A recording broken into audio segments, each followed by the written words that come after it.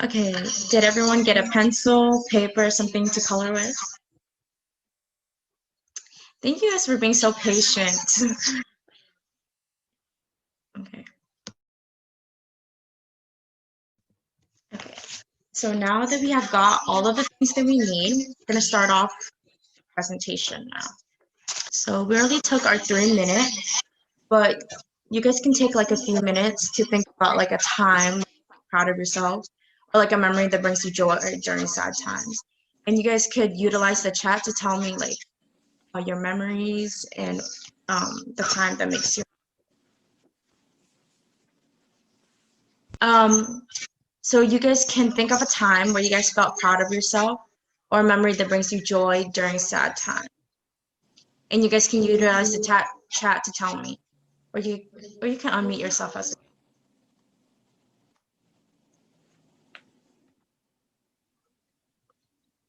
Okay, so we have the schedule here. So here I have provided a schedule of the topic, activities, the items that I prepared for you guys today. So we had just finished our short relaxation kind of period in which you all did a great job. We are now going to move on to some icebreakers.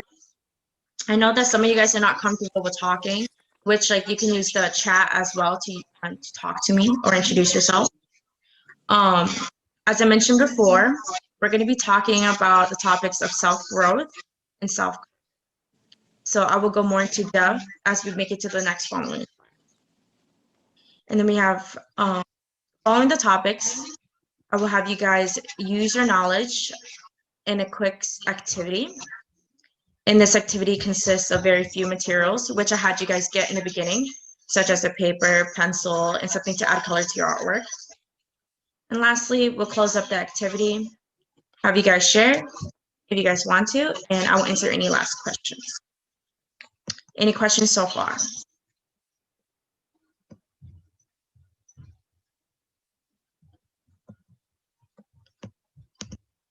Okay, so our first is self-growth. Do you guys have any questions so far? No. Okay, thank you. So our first topic is self-growth. It is also known as personal growth. Self-growth is a crucial thing within your life. It should always be a priority.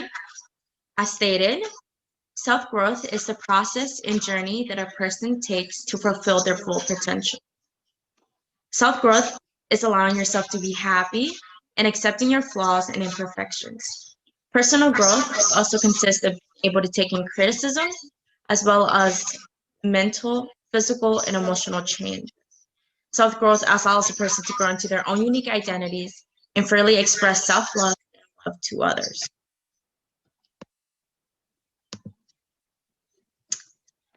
And then here's the next slide. 3 ways that you can self-grow. So there are many ways that you can self-grow, but here are the 3 different most common ways that you can self-grow. So the first one is challenging yourself. 2, being aware of your strength. And 3, reflecting on your emotion. So when you challenge yourself, you're overcoming the challenges that you face in your life. You're being aware of your strengths as well as learning mistakes and lessons. Adding to that, when you're identifying your strengths and weaknesses, you allow for self-improvement to happen. And then when you reflect on your emotions, you're understanding yourself and learning what works for you. Remember that self-growth doesn't occur overnight, it takes time. Is there any questions? No. Okay. 2 ways that prevent self. So here are the 2 ways that prevent self-growth. So we have self-toxicity and comparing yourself. So self-toxicity is so sometimes we go through periods where we think we're unworthy. However, we have to remind ourselves that we are stronger than we think we are. And we are doing so much better, and we are more powerful than we all think we are. So by comparing yourself, you are destroying your self-esteem and your true happiness. Keep that in mind that everyone is unique and special in their own ways, and you are in control of your own happiness.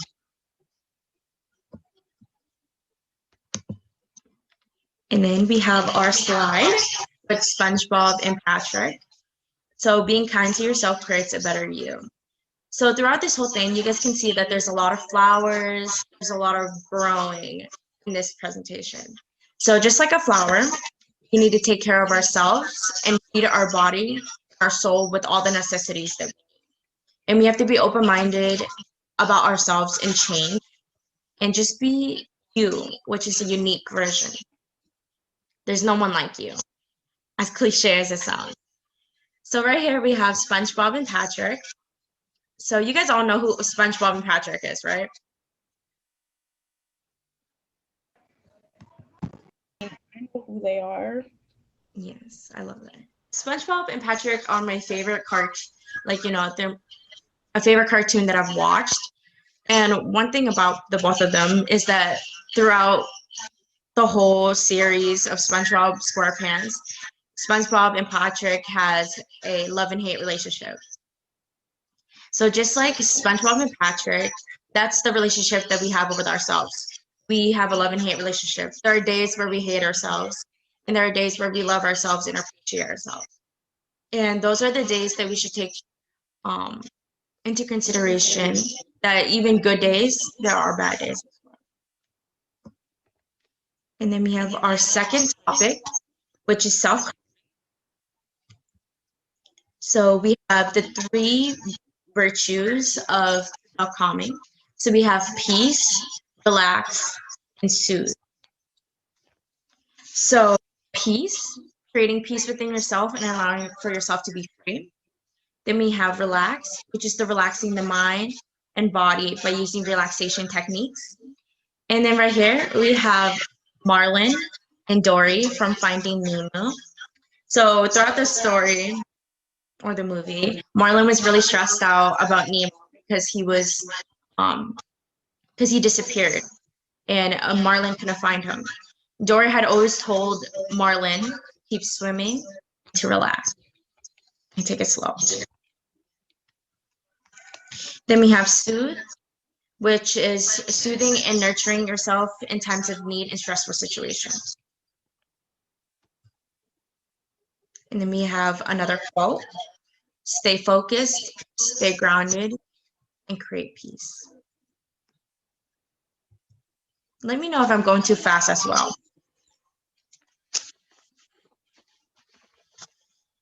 And then we have the butterfly method, which is a relaxation technique. So it goes by the term butterfly tapping. It is a bilateral stimulation, which means that there's alternating stimulation on both sides of the body. It is supposed to help us ground ourselves when we're feeling anxious or panicky, or whenever we need to calm ourselves down. It helps by activating our parasympathetic system, which is the rest and digest system. And it enacts digestion and slows your heart rate, which is typically happens when, well, your heart rate fastens when you're nervous or you're panicked. But with this method, it is used to help calm your body down and slow your heart rate. Typically, this method is used for treating trauma patients who go through PTSD, post-stress traumatic disorder, can't speak, and post-traumatic stress disorder. Huh? Post-traumatic stress disorder. Yes, it's a mouthful for me. And yeah, and it's a great way, and it's a simple way as well to calm yourself down. And oftentimes I use this for myself whenever I feel like I'm anxious, I can calm myself down. So we're gonna practice this. So just to let you know, we're all on slide 15. So we're gonna practice.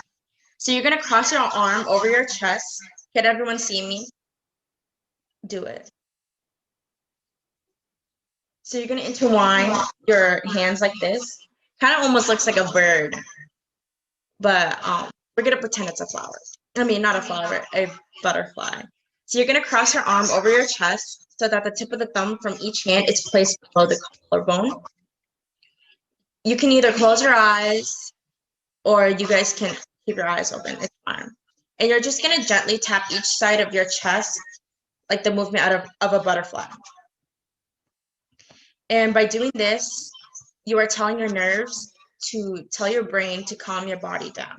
Because right here consists of a lot of nerves that is used to create adrenaline throughout your body. So when you're doing this, telling your nerves to calm down.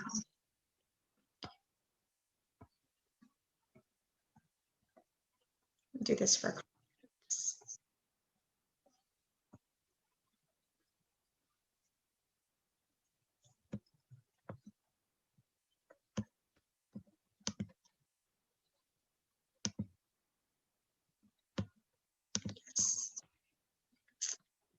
How do you guys feel? You guys feel a little better?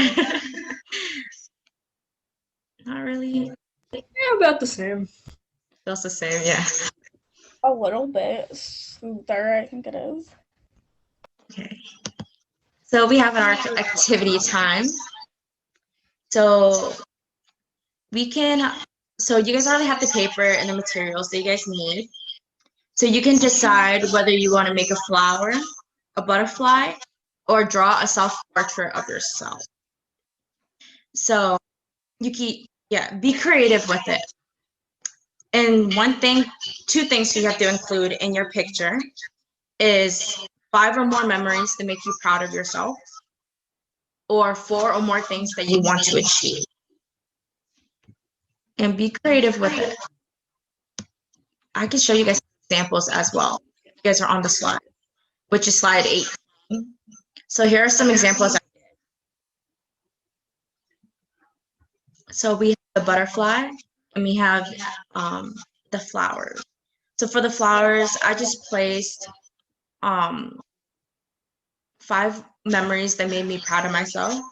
And then on the butterfly, I put 4 things that I want to achieve. So for example, for the flowers, I have that a memory that made me proud of myself was, what do you call it? Getting into the program that I wanted to get into, such as Health Talk, which you guys are in middle schoolers and going to Warminster High School. There's a CTI program there, and Health Talk. There's like multiple shops. So there's Health Talk, graphics, carpentry, and more. But Health Talk was the shop that I wanted to get into. And then for the butterfly one, I have 4 things that I want to achieve. So one thing that I'm getting to the age where I can drive, so hopefully I could get my permit or a driver's license.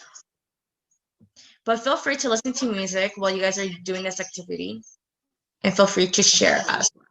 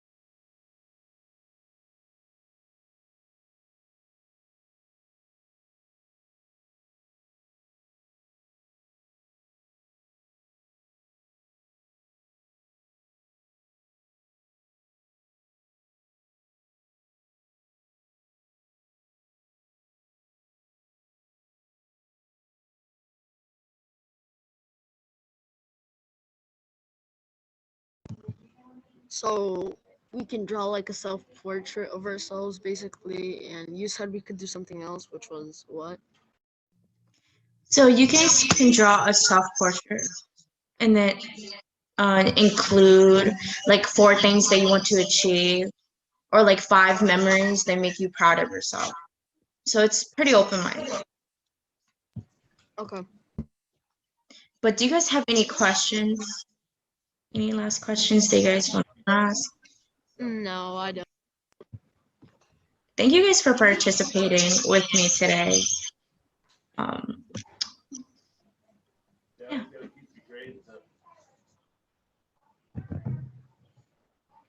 I just want to take this time to thank you guys again for popping up into this workshop. I appreciate it.